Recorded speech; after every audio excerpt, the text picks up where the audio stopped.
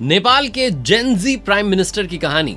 Gen Z को बड़े पसंद आ रहे हैं। ऐसा क्या कर रहे हैं कि नेपाल में पॉपुलर होते जा रहे हैं। अभी तो समय भी ज्यादा नहीं हुआ है, अभी तो प्रधानमंत्री बने हैं, लेकिन एक रैपर जो कि प्राइम मिनिस्टर बनता है और जनता को पसंद आ जाता है। ऐसा क्या कर दिया है नेपाल के नए प्राइम मिनिस्टर ने कि नेपाल की पब्लिक भर भर के समर्थन भेज रही है। आइए डिकोड करते हैं। आप देख रहे हैं दुनियादारी, मैं हूं आरजे कार्तिक। बात करने जा रहा हूं नेपाल की, जो हमारा पड़ोसी देश है, जहां एक रैपर प्राइम मिनिस्टर बन गए। जी हां, नेपाल में कुछ ऐसा हुआ है कि पूरी दुनिया बड़े गौर से देख रही है।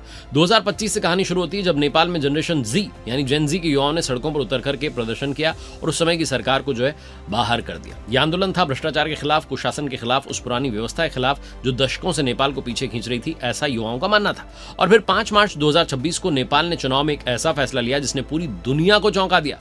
बलेन्द्र शाह, जिन्हें लोग बालेन के नाम से जानते हैं, एक रैपर थे जो करप्शन और सिस्टम की बुराइयों के खिलाफ गाने बनाते थे। वो काठमांडू के मेयर बनते हैं और वहां जो काम करते हैं उसने पूरे देश का दिल जीत लिया।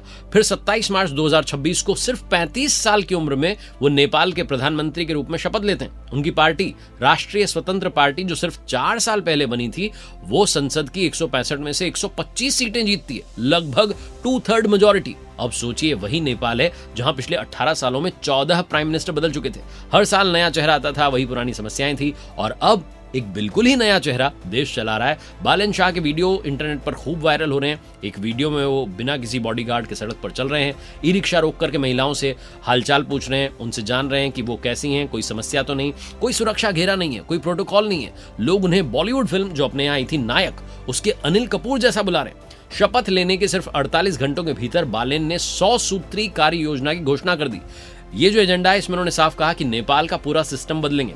पहला बड़ा फैसला, सरकारी मंत्रालयों की संख्या घटाकर सिर्फ 17 कर दी, क्योंकि ज्यादा मिनिस्ट्री का मतलब वो कह रहे हैं ज्यादा करप्शन, ज्यादा बर्बादी। दूसरा बड़ा कदम, सरकारी कर्मचारी, शिक्षक और प्रोफेसर्स को राजनीतिक दल से जोड़े रखने पर पूरी तरीके से रोक लगा दी। तीसरा और सबसे विवादास्पद फैसला लिया कि कॉलेज कैंपस से राजनीतिक छात्र संघों को हटाकर उनकी जगह गैर पक्षपाती छात्र परिषद बनाएंगे। इस पर काफी विवाद हुआ, क्योंकि आलोचकों का कहना है कि ये तो वही जगह जहां कल के नेता तैयार होते हैं। इसके अलावा उन्होंने पब्लिक और प्राइवेट हॉस्पिटल्स में 10% जो बेड हैं वो गरीब मरीजों के लिए मुफ्त रखने का नियम सख्ती से लागू करने की बात कही है। 7 प्रांतों में महिलाओं के लिए मुफ्त ब्लू बस सेवा जो है शुरू करने का ऐलान किया है। 5वीं कक्षा तक की परीक्षाएं बंद करके बच्चों को मेंटल प्रेशर से फ्री करने का डिसीजन लिया है। और 1990 के बाद से बड़े नेताओं और अधिकारियों की संपत्ति की जांच के लिए आयोग बनाने का वादा किया। लेकिन चैलेंजेस कम नहीं। सबसे बड़ी जो चुनौती है वो है कार्की आयोग की रिपोर्ट को लागू करना, जिसमें जेनजी आंदोलन के दौरान हुई हत्याओं की जांच है। जैसे ही वो इसको लागू करने की कोशिश करेंगे, राजनीतिक प्रतिरोध शुरू हो जाएगा। दूसरा बड़ा चैलेंज है उनके अपने ही पार्टी के अध्यक्ष, जिन पर कुछ आरोप लगे। विशेषज्ञ कह रहे हैं कि अगर बालेन ने अपनी पार्टी के लोगों को भी कानून से बचाने की कोशिश की तो उनकी छवि जो है वो डैमेज होगी। विदेश नीति में भी बालेन ने एक अलग रास्ता अपनाया। उन्होंने एक साथ भारत, चीन, अमेरिका, जापान, खाड़ी देशों समेत 17 राजदूतों से मुलाकात की।